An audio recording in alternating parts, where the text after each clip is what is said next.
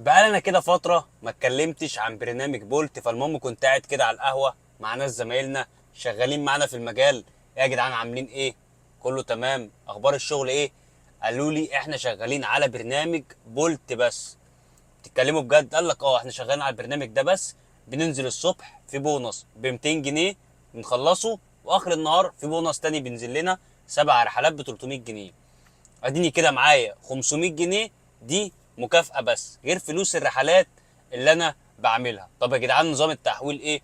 قال لك نظام التحويل دلوقتي بقى ثابت، اتنين وخميس، كل يوم اتنين كل يوم خميس ليك فلوس في البرنامج بتتحول لك. ممكن يقع منهم يوم، يعني لو وقع يوم الخميس تعرف ان انت فلوسك جايه لك يوم الاثنين. طب يا جدعان زي الفل.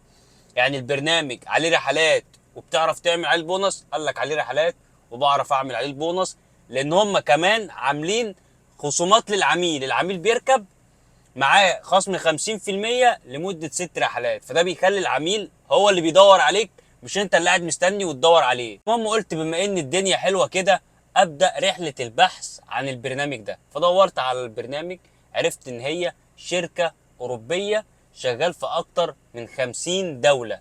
انت متخيل؟ يعني هو لسه مش لسه جديد، ومش لسه اول مرة يشتغل في مجال النقل الذكي. هو كده كده شغال في دول كتير وشغال بشكل كبير جدا، من ضمنهم السعوديه. قلت بس يبقى اكلم عميد الكباتن في السعوديه، حد كده صاحبي وراجل مشهور جدا في السعوديه، بيقدم محتوى وبيستضيفوه في البرامج، حد تقيل يعني وخبره في المجال، شغال في مجال التاكسي قبل النقل الذكي كمان.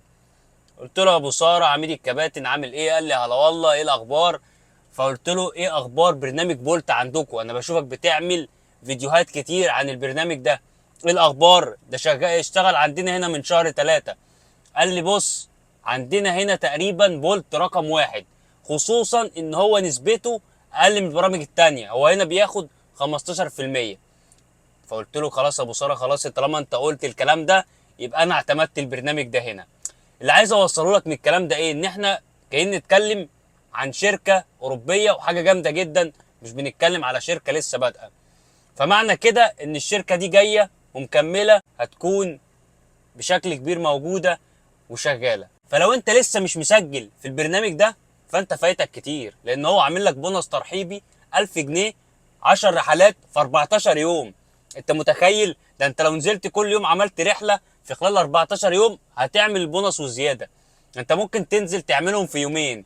انت يعني كمان ان انت هتنزل تعملهم ممكن تعمل جنبيهم البونص اليومي اللي بينزل لك. أنا الحمد لله اول واحد تقريبا طلعت اتكلمت على البرنامج ده واشتغلت عليه اول ما كان نازل. تقريبا اول 3 اسابيع كنت شغال بولت بس، كنت بشتغل على دعوه الترشيح اللي كان بيعملها لي البونص اليومي، وكنت بعمل جنبيهم البونص الترحيبي. فالثلاثه دول مع بعض ظبطوا معايا الدنيا. برنامج شغال بفئه واحده بولت، ما فيهوش ولا سكوتر ولا اي فئه تاني من العربيات. الاجره ثابته بس بتتغير في حاله ان العميل غير الواجهه بتاعته او حط نقطه توقف. الاول كان هم بادئين ان هم شغال كاش بس، دلوقتي بقى شغال كاش وفيزا. وخلي بالك وانت بتسجل ان انت تحط رقم المحفظه بتاعتك علشان يتحول لك عليها الفلوس. برنامج بيقبل من سن 18 سنه.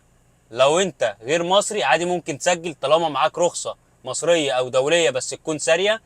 لو انت مصري بتسجل عن طريق البطاقه بتاعتك والرخصتين بس. فلو انت لسه ما سجلتش عليه ادخل سجل واستفاد بالبونص الترحيبي اللي بينزل لك. وكمان لو انت شغال عليه قول لي رايك في البرنامج ده في كومنت، واستنى الفيديو اللي جاي ممكن نعمل كده تجربه مع بعض، شغل حصري على البرنامج. اعمل لايك للفيديو ده، شير الفيديو على اي منصه بتتكلم عن مجال النقل الذكي.